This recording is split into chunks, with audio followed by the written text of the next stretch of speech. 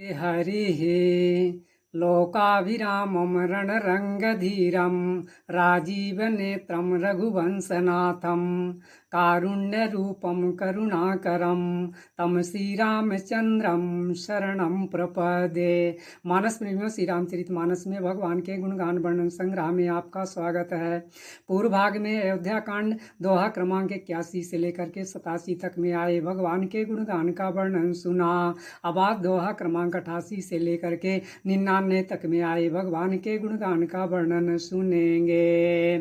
निषाद राज को जैसे ही जानकारी हुई कि भगवान सिंह बेरपुर पहुंच गए हैं तो भेंट लेकर के आया और भेंट श्री राम जी के सामने रख करके दंडवत प्रणाम किया किया या श्री राम जी जो सहज प्रेम के विवश में रहते हैं उसको पास में बैठा करके उसकी कुशलता पूछी। करी दंडवत भेंट धरी आगे, प्रभु ही बिलोकत यति अनुरागे। सहज स्नेह विवश रघुराई, पूछी कुशल निकट बैठाई। इसके बाद जब रात्रि का समय हुआ, श्री राम जी और सीता जी कुछ पात पर शयन कर रहे थे तो यह देख करके निषाद राज को बड़ा दुख हुआ। तब श्री लक्ष्मण जी उसको ज्ञान की बातें बताते हैं और श्री राम जी की महिमा बताते हैं और कहते हैं कि जब ऐसा विवेक हो जाता है तब अज्ञान रूपी भ्रम मिट जाता है। तब श्री रघुनाथ जी के चरणों में प्रेम होता है। हे सखा सबसे बड़ा पुरुषार्थ यही है कि मन क्रम और वचन से श्री राम जी के चरणों में स्नेह हो ये विवेक मोह भ्रम भागा, तब रघुनाथ चरण अनुरागा। सखा परम परमारथ येहू, मन क्रम वचन राम पद नेहू। श्री राम जी पर ब्रह्म हैं, वह परमार्थ स्वरूप हैं, वे जानने में नहीं आने वाले तथा देखा नहीं जा सकता उनको। वह अनादि और अनंत अनूप हैं, सब प्रकार के विकारों तथा भेद से रहित हैं, जिन्हें नित्य वेद जो है नेति कह करके निरूपण करते हैं। राम ब्रह्म परमारथ रूपा, अभिगत अलख अनादि अनूपा। सकल विकार रहित गत भेदा, कही नित नेति निरूपहि वेदा। भगवान अपने भक्तों के लिए, भूमि के लिए, ब्राह्मण गाय और देवताओं के हित के लिए कृपाल श्री रामचंद्र जी मनुष्यों का शरीर धारण करके लीलाएं करते हैं। जिन लीलाओं को सुन करके जग का जंजाल मिट जाता है। भगत भूमि भूसुर सुरहित लागी कृपाल, करत चरित धरि मनुज तनु, सुनत मिटहि जग जाल।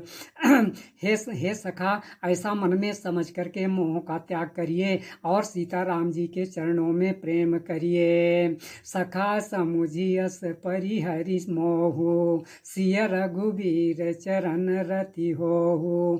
इसके बाद श्री राम जी सुमंत्र जी को वापस जाने के लिए समझाते हुए कहते हैं कि महाराज शिव, दधीच और हरिश्चंद्र आदि राजाओं ने करोड़ों कष्ट सह करके धर्म को धारण किया और ज्ञानी राजा रंतिदेव और बलि ने संकट सह करके धर्म को धारण किया। शिव दधीच हरिचंद नरेसा, सहे धर्म हित कोटि कलेसा। रंतिदेव बलि भूप सुजाना, धर्म धर्यो सही संकट नाना। सत्य के समान कोई दूसरा धर्म नहीं है जिसे आगम ग्रंथ वेद और पुराण बखान करते हैं। धर्म न दूसर सत्य समाना, आगम निगम पुराण बखाना।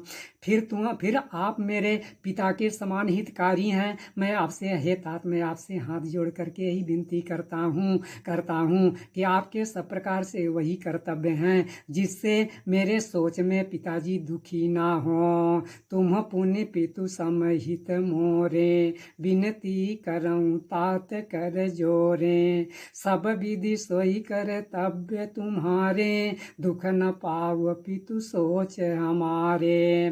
गोसाई जी कहते हैं कि सुमंत्र जी मन में विचार करने लगे कि श्री राम जी की आज्ञा मेटी नहीं जा सकती है, कर्मों की गति बड़ी कठिन है, उसमें किसी का बस नहीं चल सकता, मेटी जाई नहीं राम रजाई, कठिन कर्म गति कछु न बसाई। ऐसा कह करके सुमंत्र जी रथ हाँकने लगे। तब घोड़े राम जी की ओर देख देख करके ही नाने लगे। यह देख करके निषाद लोग विषाद के बस हो गए और सिर पीट पीट करके पछताने लगे। रतु हाँक्यो हैं राम तन, हेरी हेरी नाई, देखी निषाद विषाद बस, धुनहि शीस पछिताई। इस प्राचार्य के वर्णन का ही विश्राम, आगे का वर्णन लगे भाग में सुनाया जाएगा। धन्यवाद।